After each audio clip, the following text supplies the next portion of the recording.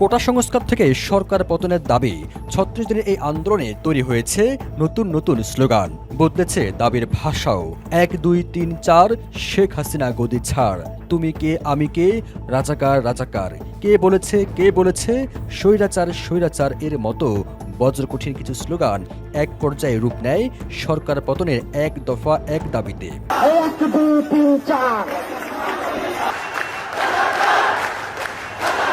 আন্দোলনের ভাষা হলো স্লোগান, তবে স্লোগান আগে থেকে ঠিক করা থাকে না। মিছিল থেকে স্লোগান জন্ম নেয়, হয়ে ওঠে দাবির প্রতীক।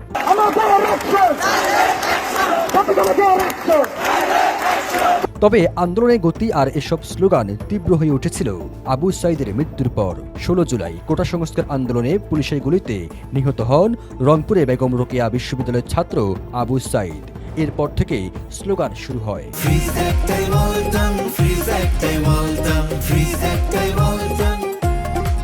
আমার খায় আমার পরে, আমার বুকেই গুলি করে, তোর কোটা তুই নে, আমার ভাই ফিরিয়ে দে।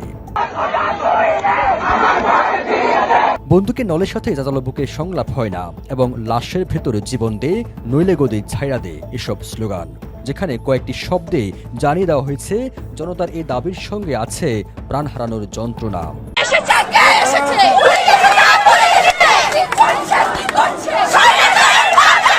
এরপর রাজপথ যত উত্তপ্ত হয়েছে ততই যুক্ত হয়েছে নতুন নতুন স্লোগান।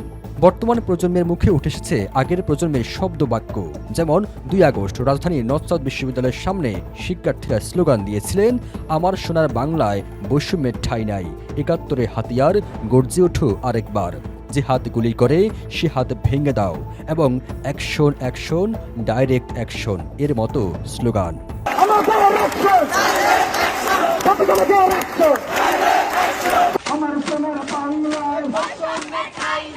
শিক্ষার্থীদের এই আন্দোলনে আরো অনেকের মতো যুক্ত হয়েছিলেন রিকশা চালকেরাও। ৩ আগস্ট দুপুরে কেন্দ্রীয় শহীদ মিনার সহ রাজধানীর বিভিন্ন জায়গায় গুলি করে আন্দোলন বন্ধ করা যাবে না, রক্তের বন্যায় ভেসে যাবে অন্যায়, এবং তুমি কে আমি কে, রাজাকার রাজাকার, কে বলেছে স্বৈরাচার স্বৈরাচার এর মতো স্লোগান দিয়েছিলেন রিকশা চালকেরাও। প্ল্যাকার্ডের স্লোগান দেখা যায়, চেয়ে দেখ এই চোখের আগুন, এই ফাগুনি হবে দ্বিগুণ। তবে সবচেয়ে বেশি সাড়া ফেলেছে বুকের ভেতর অনেক ঝড়, বুক পেতেছে গুলিকর স্লোগান। আর এসব স্লোগানের সঙ্গে সমান গতিতে লং মার্চ করেছে শব্দ লেখা স্লোগানগুলো। মানুষের হাতে হাতে ছিল সেসব মিছিলে প্ল্যাকার্ড, পোস্টার, ব্যানার, মানুষ লিখে নিয়ে এসেছিল কবিতার পংক্তি। সেখানে ছিল জহির রায়হান থেকে শুরু করে হেলাল হাফিজের লেখা কবিতা, উঠে এসেছিল কার্টুনে কার্টুনে ব্যঙ্গচিত্র। সবুজ আলম, ইত্তেফাক।